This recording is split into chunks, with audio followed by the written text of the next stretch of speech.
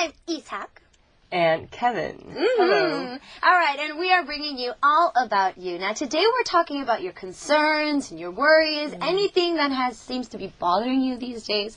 We're going to be laying it all out with the also adorable Kevin in the studio. All right, so what sort of problem does our other viewer have? All right, our second viewer, Trinity1110, she's from Canada. Ooh, Canada. All right. Hi, Kevin. Would you say you're good at getting an accurate first impression of others? I'm really bad at that. And my friends are proof.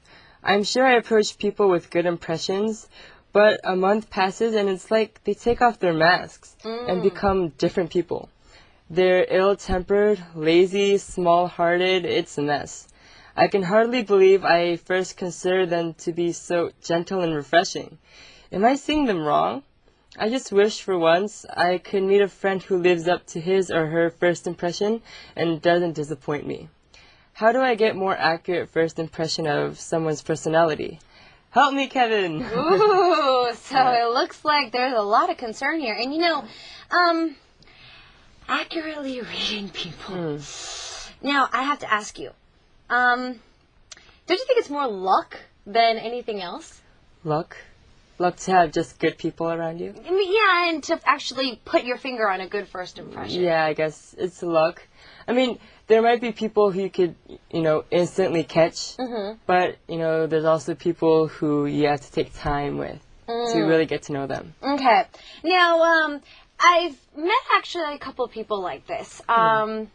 Referring to a couple of friends of mine that I used to practice with. When we were trainees together, didn't really talk to them.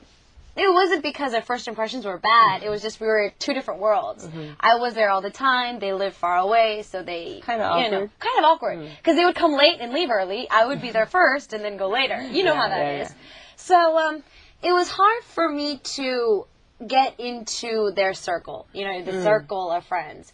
But it was really amazing because I didn't see them for a couple of years, and then I met them back up very, out of fate. It was just kind of like out of the blue, not really expecting it. And I met them again, and I noticed that their first impressions when I had of them in high school had completely changed. Of course, time probably changed them. But now we're best friends, and we've been best friends for many years now. Yeah, so I think that it's not so much of a first impression and not being able to work with it. I think it's more of changing as people and accepting those changes and not. Do you have anybody, maybe even your members, that you think might be a little small-hearted, or maybe they don't think they understand me? Hyung just doesn't understand me. No, there's nothing like that.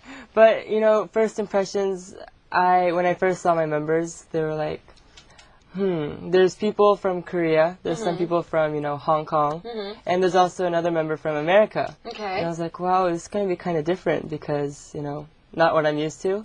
And, I didn't really want, not that I didn't want to talk to them. It was kind of like we kind of spoke English with each other and they kind of spoke Korean amongst ourselves. And, I wanted, I spent more time, I guess, to be honest, with the more English-speaking members.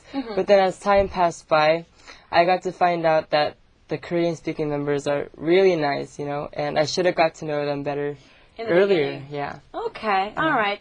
Well, for those of you who are watching and have the same problem as our viewer, I would like to also give you some advice of watch people. Just kind of sit back. I know it's kind of hard to do in Korea, but I mean, let's say you're at the mall, you're eating something with your friends. Just kind of sit back and just kind of observe. Just kind of see, oh, this person kind of does like this. I do it for acting. It's a good practice for acting. But just watch people, let's say, and try to figure out what that person's doing. You know what I mean?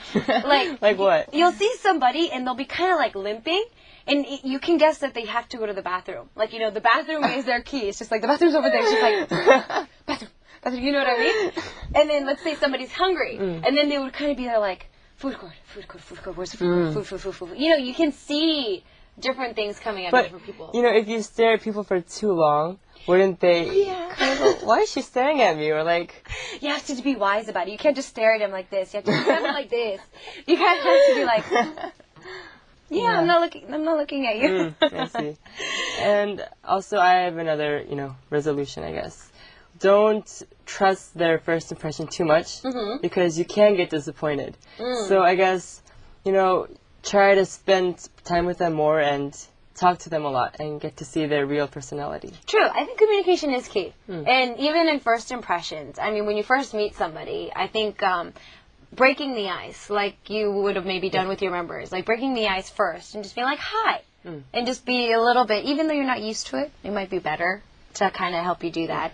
And look at a lot of movies and books maybe. Read a lot, maybe watch a couple of movies, and then you probably see different stereotypes that pop up. I hate stereotypes, but it works. It works though. Right. I mean, there's certain stereotypes that do come out of background cultures and whatnot. So I think that, I mean, even like we were talking about with your members about the food thing. The food thing. Yeah, I mean, that was a bad first impression because of the food thing. Yeah. But it's also a culture thing. It's just a culture difference, and you gotta accept those. Exactly. Exactly. And also, don't judge too much on appearance. Yeah, don't judge a book by its cover. Yes. No. Because a person could look kind of, straightforward and very, how do you say it, fierce? Yeah.